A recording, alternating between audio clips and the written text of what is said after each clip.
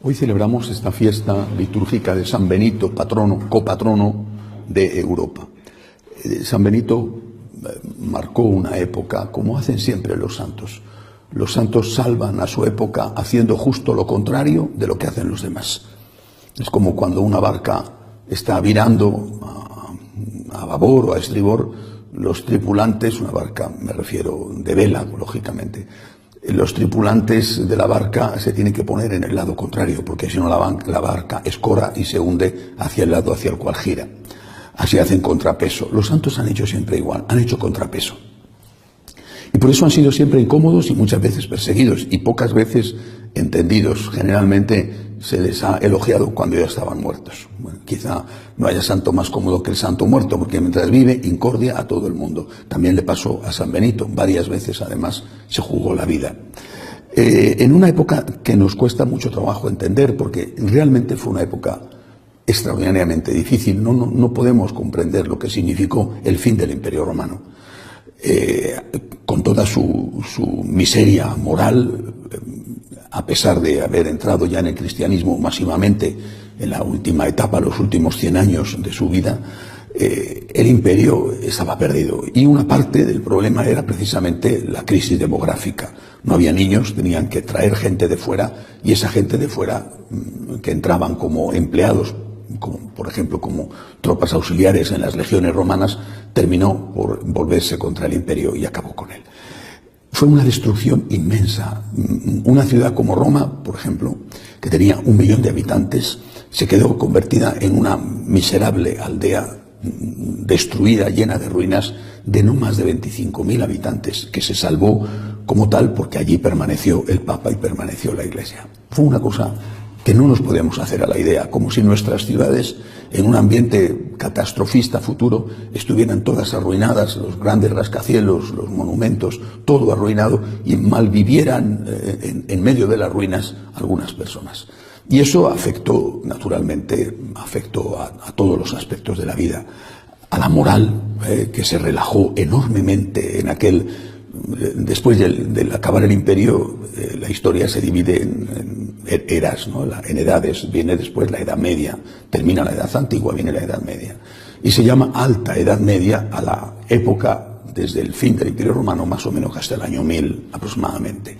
Fue una época durísima, espantosa, también para la Iglesia.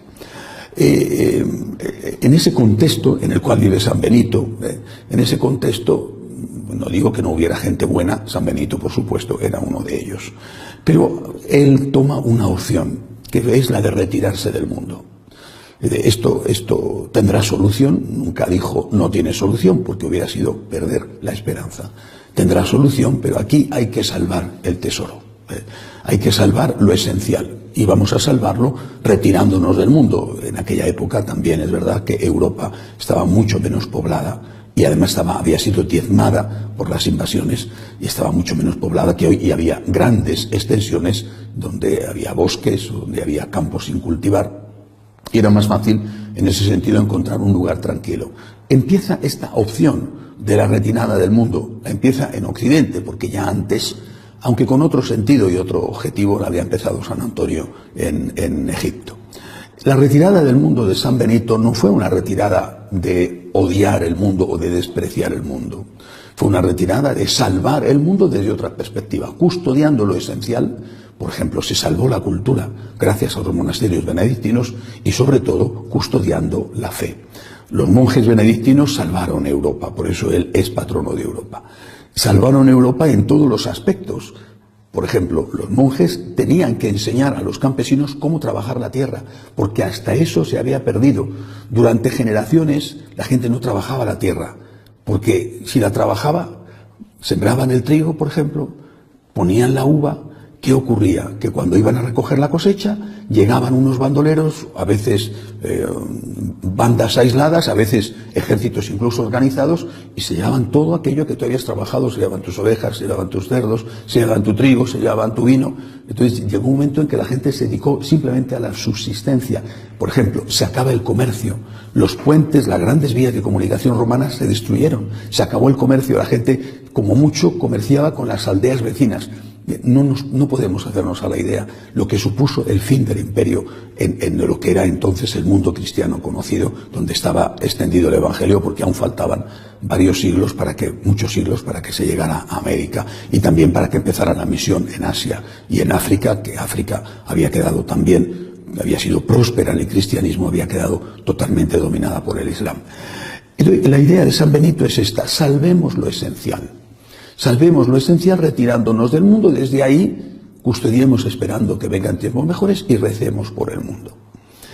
Hoy se habla de la opción Benito, opción no benedictina, sino la opción Benito, así se llama, o Benedicto. No están haciendo referencia cuando hablan de esto al Papa Benedicto. Hay dos opciones que circulan hoy dentro del vocabulario de la Iglesia: la opción Benedicto y la opción Francisco.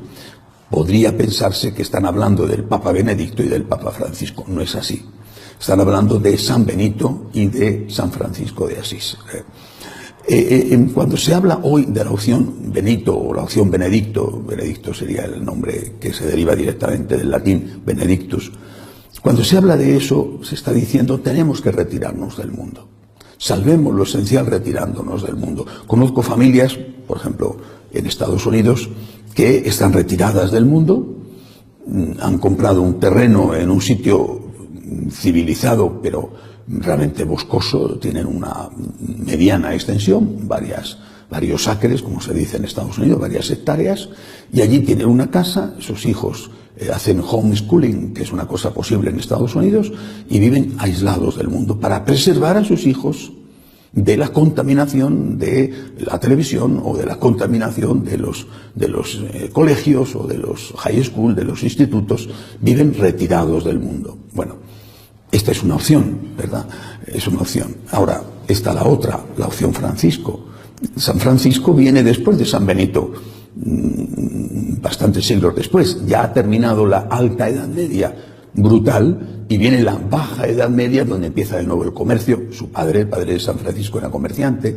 Empieza de nuevo Europa a levantar la cabeza. Surge de nuevo el arte en Europa, la arquitectura, las iglesias románicas primero, después las maravillosas iglesias góticas. Es decir, Europa empieza a salir de la catástrofe que supuso la destrucción del Imperio Romano. Le costó 500 o 600 años superar eso, no un día ni dos. Le costó una barbaridad a Europa superar lo que había supuesto el fin de una civilización. Bueno, San Francisco, ¿qué es lo que va a hacer? Conoce a los benedictinos. La Porciúncula, su primera casa, era un fragmento, un pedacito del monasterio benedictino, de los terrenos del monasterio benedictino que había en Asís. Entonces San Francisco lo que va a hacer es decir: ya hemos vivido lo esencial, ya se ha salvado lo esencial, ya hemos vivido en el retiro, ahora hay que volver a la ciudad. Ahora hay que volver a estar en el mundo, ahora hay que volver a estar con la gente, ahora hay que volver a recorrer los caminos en lugar de quedarnos metidos dentro de las tapias protectoras del monasterio. Hay que volver a salir a la calle. Pero eso lo puede hacer San Francisco porque primero San Benito ha salvado eso esencial. Es decir, hay un momento para salvar lo esencial y hay otro momento para dar lo esencial a todos. Creo que en nuestra época tiene que vivir la mezcla de ambas cosas.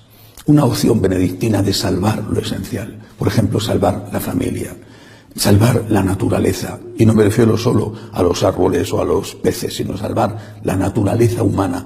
¿Qué es lo que nos enseña la naturaleza humana sobre el hombre, sobre la mujer? Salvar lo esencial del concepto de ser humano. Salvar lo esencial, por supuesto, de la fe. La fidelidad a la doctrina, la fidelidad a las enseñanzas del Evangelio, la fidelidad a las enseñanzas de San Pablo, de San Juan, de salvar lo esencial. Esto es lo primero. Sin eso no hay nada que hacer. Hay que volver a las raíces, hay que ser fieles al origen de todo aquello que empezó bendecido por el Espíritu Santo, pero luego hay que llevarlo a la gente. Es decir, la opción benedictina o la opción Benedicto es una opción siempre necesaria, volver a las raíces, y la opción Francisco es una opción hoy tan necesaria como lo era en el siglo XIII, cuando San Francisco empieza y termina su vida en la tierra, muere en 1226, es decir, muere al principio del siglo XIII.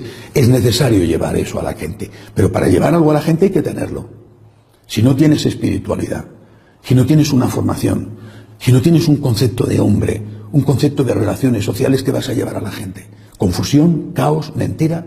Para llevar algo que hay que llevarlo, tienes que tenerlo. Por eso ambas opciones hoy son necesarias y a cada uno de nosotros nos toca vivir ambas opciones. Custodiar lo esencial y llevarlo a la gente, comunicarlo a aquellos que lo han perdido. De pie, por favor.